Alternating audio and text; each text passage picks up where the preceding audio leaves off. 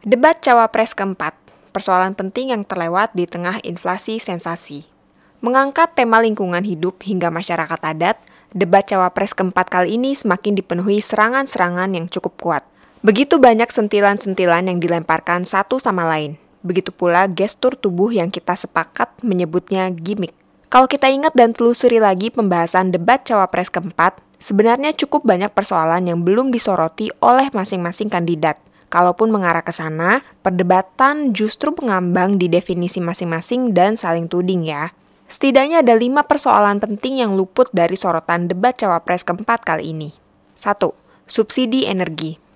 Istilah greenflation yang dilemparkan Cawapres nomor urut 2, Gibran Rakabuming Raka, mulai banyak jadi sorotan.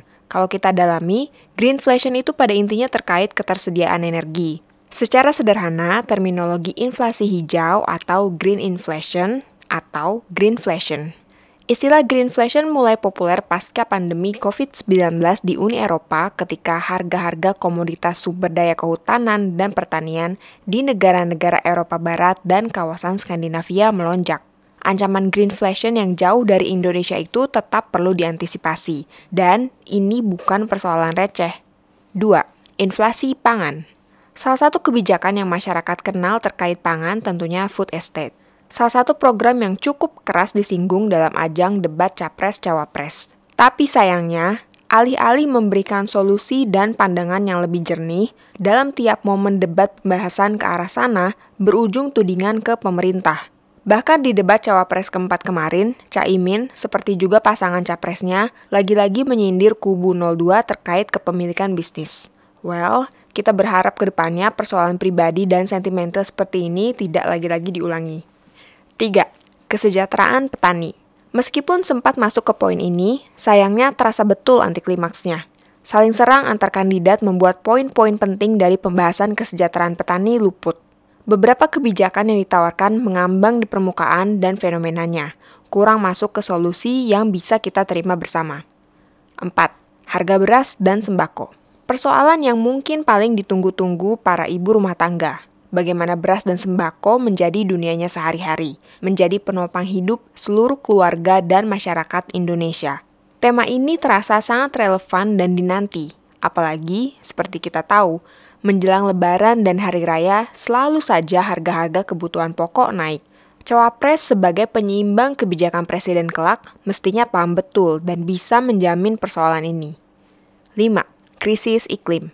Masih sama dengan poin pertama, selain ketersediaan energi, perdebatan terkait istilah-istilah dan dibumbui gimmick itu masuk juga ke persoalan krisis iklim.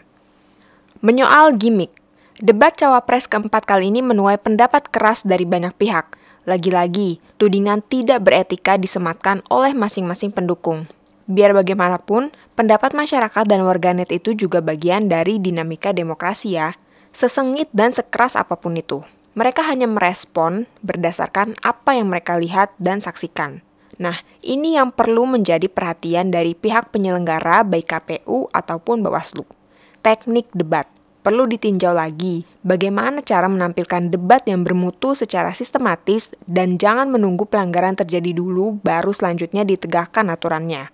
Dari durasi tanya jawab hingga detail pertanyaan yang jauh dari jebakan-jebakan. Bahkan mungkin perlu diberikan kisi-kisi dan fokus tema. Dengan begitu, baik kandidat maupun masyarakat bisa sama-sama belajar dan memahami persoalan yang ada. Tudingan dan keberpihakan. Kalau kita cermati secara objektif, benang merah perdebatan Capres-Cawapres Pemilu 2024 kali ini terasa betul warna perdebatan antara pihak pemerintah melawan oposisi. Tapi menariknya, justru 2 dari 3 kandidat diisi juga oleh pihak-pihak yang masih mengisi kursi pemerintahan. Sebut saja Pak Mahfud yang masih Menko Polhukam, sampai Caimin yang notabene Wakil Ketua DPR. Keduanya jadi bumerang tersendiri. Di samping itu, agak lucu juga ya, mengkritik keras apa yang selama ini dikerjakan sendiri. Well, dengan kita evaluasi bersama, semoga tema yang sangat penting bagi kemaslahatan masa depan umat manusia ini bisa jadi lebih bermutu dan tidak terbuang percuma ya. Bagaimana menurut kalian? Coba kasih pendapat dan solusinya.